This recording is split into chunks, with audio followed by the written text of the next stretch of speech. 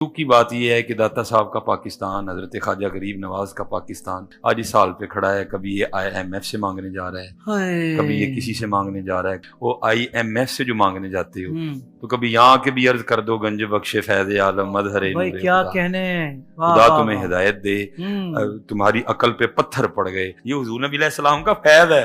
ادھر سے نہیں خزانے ختم ہو گئے. انما انا قاسم اللہ یوتی، یہ نہیں ختم ہوگا. کہنے والے بھی سلطان الہند ہیں. یہ نہیں کہ زید نے کہہ دیا، بکر نے کہہ دیا. دیکھو تو اسے کہنے والے کون ہیں؟ گنج بخش فیض عالم مظہر نور خدا نا کی سارا پیر کامل. داتا حضور کشف المحجوب میں لکھتے ہیں یہ فکرے ان کی زبان سے تب ادا ہوئے جب اس درخت کے نیچے تھے جس کے اوپر میں چڑھا ہوا تھا. آپ فرماتے خدا کی عزت و عظمت کی قسم، پورا درخت، اس کی ٹہنیاں، اس کا تنا، اس کی جڑیں بھی سونے کی ہو گئی. سارے سونے کا ہو گیا. اب وہ جو ہے نا وہ مٹی اٹھانے کے لیے نیچے ہوا. تو نیچے دیکھا تو زمین سونے کی. زمین سونے کی ہے. یہ کیا ہوا؟ دائیں دیکھا تو سونا، بائیں دیکھا تو سونا، آگے دیکھا تو سونا، پیچھے دیکھا تو سونا. اب بابا جی نے کام کیا تھا، کیوں نہیں مٹی دیا ٹیما پھڑان دیا. اور کہتا حضور کہاں سے پکڑاؤں، مٹی ہے ہی نہیں، جہاں تک نظر جاتی سونا ہی سونا ہے. بابا جی ایک سوال ہے بابا جی، اگر آپ ہوا میں سونا نکال سکتے ہیں بابا جی تو دیش کی غریبی کیوں نہیں مٹا دیتے بابا؟ جواب بابا جی، جب آپ خود سونا نکال سکتے ہو تو ہم لوگوں سے چندہ کیوں لیتے ہو بابا جی؟ جواب ہریوم ہریوم ہریوم. یہ رانگ نمبر ہے، یہ رانگ نمبر ہے. آپ سے تو یہ کہہ رہے ہیں جناب کہ جی IMF سے کیوں قرضے مانگ رہے ہو، اور خود تمہارے سارے بزرگ مرے ہوئے اور زندہ چندے عوام غریب سے مانگتے ہیں. اس وقت نہیں شرم آتی؟ عام بندے بیمار ہوتے ہیں، ان کو درباروں میں لے کے جاتے ہو، اور درباروں میں بیٹھے ہوئے بیمار ہوتے ہیں تو انہیں آغا خان اور شفا انٹرنیشنل لے کے جاتے ہو. اس وقت لے جایا کرو نا وہاں پہ اور کہا کرو گنج بخش فیض عالم مظہر نور خدا. آج تک سنیا جے کڈے سیانے جے تو ہنو کہانی پیچھے لایا نے آپ، انہوں نے پتہ بھی کیا ہوتا ہے، کچھ بھی نہیں ہوتا. حکمران تو آپ کی نظر میں فاسق ہیں، فاجر ہیں، مجرم ہیں. آپ تو نیک روحیں ہیں نا، ساری نیک روحیں پاکستان کی اکٹھی ہو کے جائیں درباروں میں اور جا کے ان سے ریکویسٹ کریں کہ جی ہمارا یہ IMF کا قرضہ اتار دیں، ہماری بجلی پوری کر دیں. 1965 تک تو آپ راوی کے پل پہ آ کے بم پکڑتے تھے. آپ کے دربار پہ بم ٹھوک کے چلا گیا ایک بندہ، وہ آپ سے نہیں پکڑا گیا. ہو سکتا ہے ان دنوں میں آپ کسی وزٹ کے اوپر ہوں تو مہربانی کریں اب تو اس ملک کے اوپر کوئی نظر کرم فرمائیں. پوری دنیا میں بابوں کے جتنے واقعات ہیں نا جو مصباحی صاحب بھی سناتے ہیں، یہ کتاب 800 سال پہلے فرید الدین عطار نے لکھی ہے، جس کو منگولوں نے قتل کیا تھا. میں بھی منگولوں کی اولاد ہوں ہاں، لیکن اس ٹائم وہ کافر تھے، اللہ نے ان کو مسلط کیا مسلمانوں پہ. اب اسلام کی دولت سے سرفراز کر کے مجھے مسلط کر دیا ان کے اوپر. تو خود یہ نگاہیں مارتے رہے، اور جب منگول آئے تو منگولوں نے نگاہ نہیں ماری، تلوار مار کے بڑھ چڑے ساری. انہوں کی نگاہ ہوتے ہی رہ گئی. تو فرید الدین عطار نے تذکرۃ الاولیاء میں بازید بستامی کے بارے میں لکھا ہے کہ لوگ ان کے اوپر خام خواہ الزام لگاتے ہیں، ان کے منہ سے تو اللہ بولتا تھا. اگر انہوں نے یہ کہہ دیا کہ قیامت کے دن محمد اور تمام نبی میرے جھنڈے کے نیچے ہوں گے تو اسے کیا فرق پڑتا ہے؟ وہ تو اللہ ان کے منہ سے بول رہا تھا. جی سورہ توبہ پڑھیں. سب سے کرٹیکل جنگ نبی علیہ السلام کی مبارک زندگی کی غزوہ تبوک. 1.5 لاکھ کی فوج لے کر کیسر روم عرب کے بارڈر پہ آ گیا، دنیا کی سب سے بڑی سپر پاور. اور نبی علیہ السلام کے پاس صرف 30,000 جانثار صحابہ ہیں جن کے پاس سامان بھی پورا نہیں ہے، اور مخالفت میں 1.5 لاکھ کا لشکر. باقی صحابہ جا نہیں سکتے ساتھ. سورہ توبہ آیت نمبر 92 میں اللہ تعالیٰ فرماتا ہے کہ اے نبی علیہ السلام تمہارے پاس لوگ حاضر ہوتے ہیں کہ ہمارے لیے کوئی سواری کا بندوبست کر دیں، ہم بھی آپ کے ساتھ جائیں جہاد کے لیے. تو تم ان سے فرماتے ہو کہ میں کوئی ایسی چیز نہیں پاتا کہ جس کے ذریعے میں تمہاری مدد کر سکوں، تمہارے لیے سواری اور جانے کا ساز و سامان ارینج کر سکوں. تو تم دیکھتے ہو کہ یہ تم سے اس حال میں پلٹتے ہیں کہ ان کی آنکھیں آنسوؤں سے تر ہوتی ہیں اس غم کے سبب کہ وہ اپنے نبی کے ساتھ مل کر اللہ کی راہ میں جہاد نہیں کر سک رہے.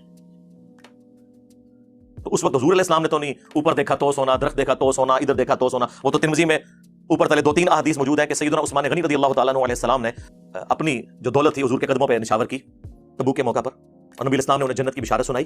نبی الاسلام کی تو کہیں یہ تعلیمات نہیں ہے کہ آپ کو پیاس لگے تو آپ جو ہے وہ 10 دفعہ دروشی پڑھ لیں، بھوک لگے تو 10 دفعہ آپ سبحان اللہ وبحمدہ سبحان اللہ العظیم پڑھ لیں. میرے بھائی اللہ نے دنیا کو اسباب کے ساتھ جوڑا ہے، تو آپ اس قسم کی چیزیں کیوں لوگوں کو بتاتے ہیں؟ نبی علیہ السلام کی تو کہیں یہ تعلیمات نہیں ہے. آپ نے تو ہمیشہ اسباب کو اختیار کرنے کا حکم دیا اور اس کے بعد مسبب الاسباب سے دعا مانگنے کا حکم دیا. اے ابو ہریرہ، جو چیز تجھے نفع دے اس کے لیے پوری کوشش کرنا، اس کے بعد اللہ سے مدد طلب کرنا، کاہلی نہ کرنا، سستی نہ کرنا. پھر بھی تیرے خلاف رزلٹ آ جائے تو پھر کہنا جو اللہ کی مرضی. اگر مگر نہ کہنا، اگر مگر شیطان کا دروازہ کھول دیتا ہے. لیکن یہ اینڈ پہ ہے، کوشش پوری کرنا، پھر اللہ سے مدد طلب کرنا. ہاں، گنج بخش فیض عالم نہیں، اللہ سے مدد. اس کے بعد کاہلی اور سستی نہیں کرنی، کوشش بھی کرنی ہے اور کاہلی اور سستی بھی نہیں کرنی. پھر بھی رزلٹ خلاف آئے پھر کہنا جو اللہ کی مرضی. کہ ٹھیک ہے اللہ تعالیٰ کوئی منظور نہیں تھا, اپنی ایفرٹ تو پوری پٹ کرنی ہے. الہ مع اللہ, کیا اللہ کے ساتھ کوئی اور الہ بھی ہے جس کی یہ کوالٹیز ہوں؟ قلیلا ما تذکرون, بہت کم ہی تم نصیحت حاصل کرتے ہو. اس آیت کے اندر اللہ تعالیٰ نے کلیئر کٹ حکم فرما دیا کہ جو کوئی شخص اللہ کے سوا کسی سے دعا کرتا ہے گویا کہ اس نے اسے اپنا خدا الہ اور معبود مان لیا ہوا ہے. بارش کون برساتا ہے؟ اللہ. ڈیوٹی کس کی ہے؟ فرشتوں کی. لیکن ہم فرشتوں سے بارش مانگیں گے کہ آپ کی ڈیوٹی لگی ہوئی ہے جی, کہتے ہیں بزرگوں کی ڈیوٹیاں نے, تو مشرک ہو جائیں گے بھائی. نبی علیہ السلام نے صلاۃ الاستسقاء, بارش کی نماز تعلیم فرمائی ہے. او جی جو مدد کر رہا ہے مشکل کشا تو ہے نا, تو بھائی سب سے بڑا جو مشکل کشا ہے وہ تو سورج ہے. آپ کا کوئی بابا اتنا بڑا مشکل کشا نہیں ہے. دنیا میں موسم سورج کی وجہ سے تبدیل ہوتے ہیں, دنیا میں ہوائیں سورج کی وجہ سے چلتی ہیں, دنیا میں بارشیں سورج کی وجہ سے ہوتی ہیں. سمندروں کا پانی وائبریٹ ہو کر گلیشیئرز کی فارم میں سٹور ہوتا ہے, وہاں سے پگھل کے زمین کے اوپر اور نیچے دریا چلتے ہیں, بارشیں ہوتی ہیں. آپ کی گندم, ہر طرح کی جو فصلیں ہیں سورج کی وجہ سے وہ پکتی ہیں. تو کیا ہم کہیں گے المدد یا سورج ذرا آپ بادلوں سے باہر تشریف لے آئیے کہ سردی کا موسم قریب آ رہا ہے, اور بادلوں میں چھپ جائیے کہ گرمی کا موسم قریب آ رہا ہے؟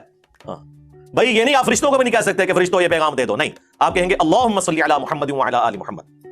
اور ہمارے نبی علیہ السلام کو اللہ تعالیٰ قرآن میں فرما رہا ہے وَإِذَا سَأَلَكَ عِبَادِي عَنِّي فَإِنِّي قَرِيبٌ. اے نبی جب کبھی بھی میرے بندے آپ سے میرے بارے میں پوچھیں تو فرماؤ میں تمہارے بالکل قریب ہوں. اجیب الدعوۃ الداعی اذا دعان, ہر پکارنے والے کی پکار کو سنتا ہوں جب وہ مجھے پکارے. فَلْيَسْتَجِيبُوا لِي وَلْيُؤْمِنُوا بِي لَعَلَّهُمْ يَرْشُدُونَ. لیکن انہیں بھی چاہیے کہ میرا حکم مانیں, مجھ پر ایمان لائیں جیسا کہ ایمان لانے کا حق ہے, پھر وہ رشد و ہدایت پا جائیں گے. یہ ون وے ٹریفک نہیں ہوگی.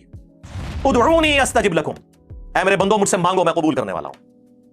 ان الذین یستکبرون عن عبادتی, بے شک جو لوگ میری عبادت سے تکبر کرتے ہیں.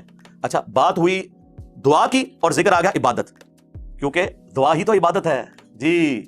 ابو داؤد ترمذی سنن نسائی میں حدیث ہے الدعاء هو العبادہ, دعا ہی تو عبادت ہے. اور پھر حضور نے یہی آیت سورۃ المؤمن کی آیت نمبر 60 جسے سورہ الغافر بھی کہتے ہیں وہ تلاوت کی. ادعونی استجب لکم, اے میرے بندوں مجھ سے مانگو میں تمہاری دعا قبول کروں گا. ان الذین یستکبرون عن عبادتی, بے شک جو لوگ میری عبادت سے مجھ سے مانگنے سے تکبر کرتے ہیں میں ان قریب انہیں ذلیل و خوار کر کے جہنم میں داخل کروں گا. والعیاذ باللہ تعالی. اللہم لا تجعلنا منہم اللہم اجرنا من النار. ہمارا رب وہ ہے کہ اس سے نہ مانگا جائے تو وہ ناراض ہوتا ہے. دنیا کے بادشاہوں سے آپ مانگیں تو وہ ناراض ہوتے ہیں, اور ہمارا رب وہ ہے کہ اس سے نہ مانگا جائے تو وہ ناراض ہوتا ہے. اور یہ آپ کو بابوں کے پیچھے لگا رہے ہیں بجائے قرآن کی تعلیمات پر عمل کرنے کے. یہ اسماء اعظم ہے, حسبنا اللہ ونعم الوکیل, یا حی یا قیوم برحمتک استغیث, لا الہ الا انت سبحانک انی کنت من الظالمین, اور لا حول ولا قوۃ الا باللہ. یہ ہیں اسماء اعظم جن کے ذریعے آپ نے اللہ کی طرف متوجہ ہونا ہے. گنج بخش فیض عالم مظہر نور خدا, ایک اتنے نہیں, ایک کسی آیت نہیں کسی حدیث نہیں. یہ حدیث بخاری مسلم دونوں میں موجود ہے. نبی علیہ السلام نے فرمایا اللہ تعالیٰ جس کے ساتھ بھلائی کا ارادہ فرماتا ہے اسے دین کی فقہ, سمجھ بوجھ, ٹرو انڈرسٹینڈنگ عطا فرما دیتا ہے. اور اللہ دیتا ہے, میں تو صرف تقسیم کرتا ہوں. کیا چیز؟ دین کا علم, دین کی تعلیمات وہ اللہ دیتا ہے, میں تقسیم کرتا ہوں. اس میں رزق کا کہاں پہ ذکر ہے؟ اس پہ تو امام بخاری نے باب باندھا ہے باقاعدہ کہ اللہ تعالیٰ جس کے ساتھ بھلائی کا ارادہ فرماتا ہے اسے دین کی فقہ عطا فرماتا ہے. تو ظاہر ہے دین تو رسول اللہ سے ہی سیکھیں گے نا. دین تو نبی علیہ السلام کی مبارک زبان سے نکلی ہوئی ہر چیز کا نام ہے, چاہے وہ قرآن کی شکل میں ہو چاہے سنت اور حدیث کی شکل میں ہو. اس میں تکوینی امور کہاں سے آ گئے؟ وہ آپ نے کہاں سے داخل کر دیے؟ لٹریچر میں کوئی خرابی اس جملے کے اندر نہیں ہے کہ جو اللہ اور اس کے رسول کی اطاعت کرے کامیاب ہو گیا, جو ان دونوں کی نافرمانی کرے وہ بہک گیا. لیکن نبی علیہ السلام کو اتنا غصہ آیا یہ بات سن کے, آپ نے فرمایا بئس الخطیب انت, کتنا برا خطیب ہے تو. تجھے تو چاہیے تھا کہ تو کہتا وَمَن يَعْصِ اللَّهَ وَرَسُولَهُ فَقَدْ غَوَىٰ, جو اللہ اور اس کے رسول کی نافرمانی کرے وہ بہک گیا. تو نے یہ کیوں کہا کہ جو ان دونوں کی کرے؟ اب اس نے تو نہیں کہا کہ یا رسول اللہ میں تو آپ کو اللہ کا بندہ مانتا ہوں, غیر مستقل بذات مانتا ہوں, عطائی مانتا ہوں, ذاتی نہیں مانتا. نہ اس زمانے سے کہانیاں نہیں سناؤں گیا. اور ابو داؤد میں آگے الفاظ ہیں قم اذهب, اٹھ نکل جائے ادھر سے. یہ حضور نے اس لیے کیا کہ تاکہ تمہیں بتایا جائے کہ اگر میں یہ سٹیٹس رکھتا ہوں نا کہ مجھ سے دعا نہیں ہو سکتی تو تواڈے بابے تے شاہی کوئی نہیں.